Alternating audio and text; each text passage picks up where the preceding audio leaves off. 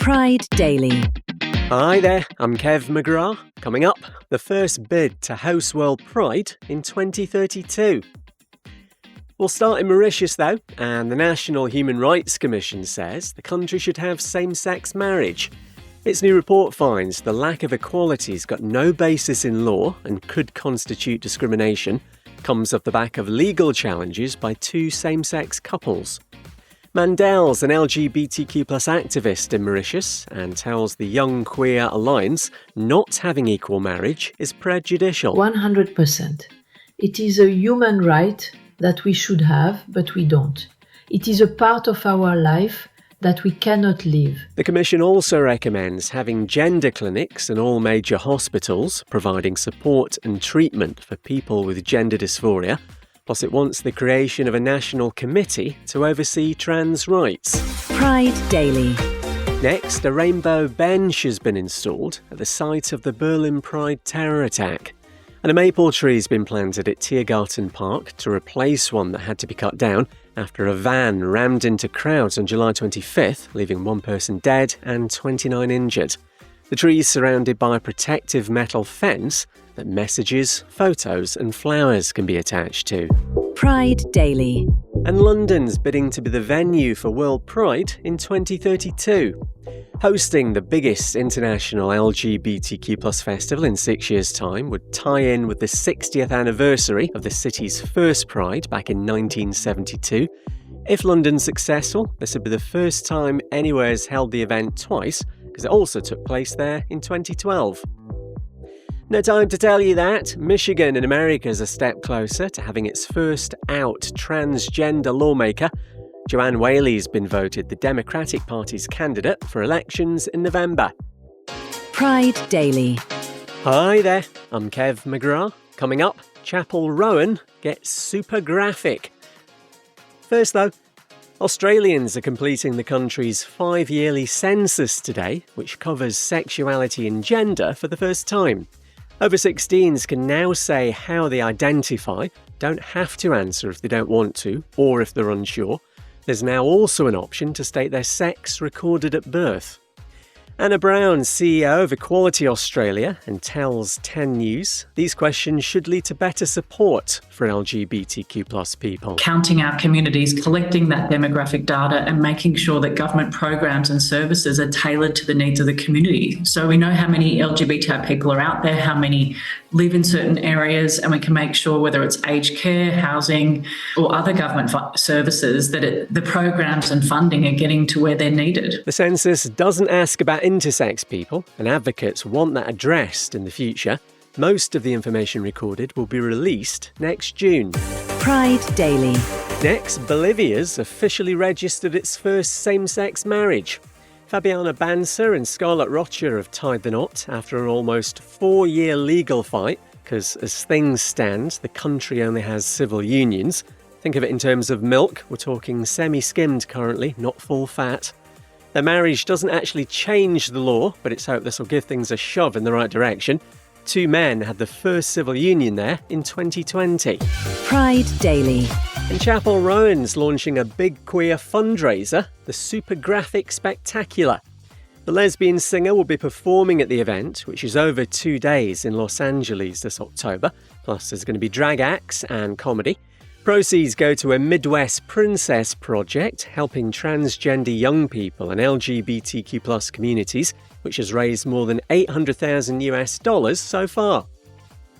No time to tell you that. World Pride's wrapped up in Amsterdam with tens of thousands of people turning out to march.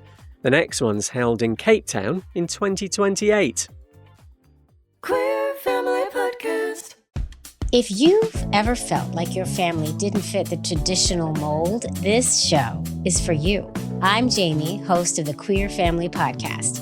And every week we highlight LGBTQIA+ families and the beautiful, unique ways we build and show up for our families in a world that wasn't designed for us.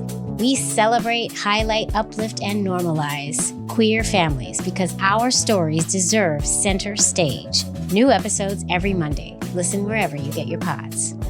Love is love on the Queer Family Podcast. Love is love. Pride Daily.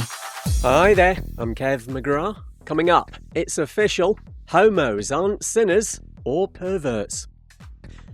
First though, staff and patients at a New York physiotherapy centre have been secretly recorded having an incredibly homophobic conversation with jokes about AIDS. They've been busted by one of their patients at Access Physical Therapy and Wellness, saying you're gay as expletive, you're gayer than AIDS, and using the insult that rhymes with maggot. The 20-year-old who made the recording claims 2 therapists and 3 patients were involved, and it gets worse. What does gay stand for? Gay? To be happy. No. What? Got AIDS yet? What? Got AIDS yet? Oh my God. Thanks to News 12. Just in case you couldn't make it out, he says gay stands for got AIDS yet. The clinic says it doesn't tolerate discriminatory behaviour and an investigation's underway. Pride Daily. Next, allies have been protesting after 5 14-year-old girls were targeted in a homophobic attack in Spain. Happened during a festival in a small town in Alicante over the weekend, when 2 of the group were spotted being affectionate by some older teenagers. Bigoted insults were used, and one girl was left with a black eye. More than 150 people have gathered for a demo outside the town hall in Val de Gallinera to show solidarity. Pride Daily. And a Catholic bishop's told an LGBTQ+ conference homosexuality is neither a sin nor an illness. See, that is someone who knows his audience. Raul Vera Lopez has been speaking at a meeting of the Catholic Rainbow Network of Mexico and believes sexual identity is an inherent condition of human nature that must be understood and respected. Also said being gay is not a perversion, which I'm slightly disappointed about. Felt a bit more rock and roll as a pervert.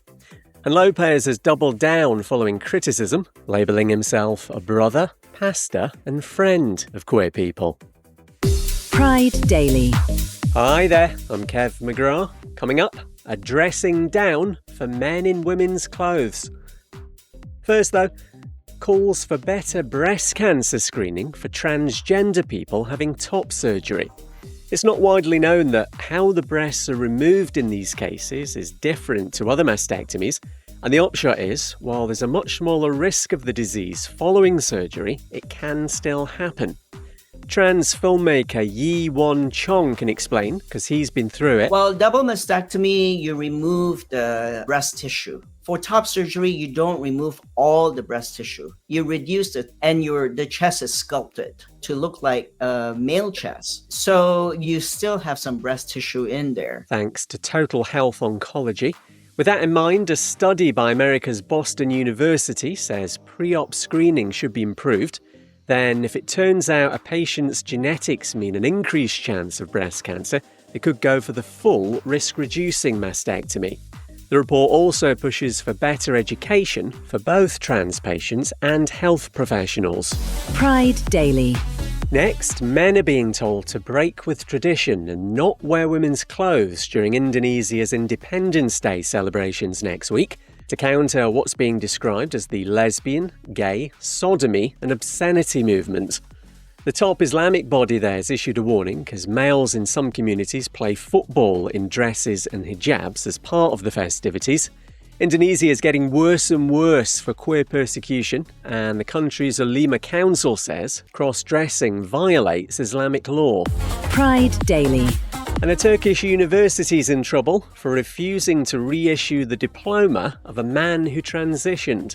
Barton Uni said it couldn't because regulations, and would only add a note to the original qualification explaining his change of name. Now, Turkey's top court, the Constitutional Court, has ruled that violated his privacy. It sent the case back to a lower court which previously rejected the man's request with an order to get this sorted. Pride Daily. Hi there, I'm Kev McGrath. Coming up, bearded, burly, transgender men.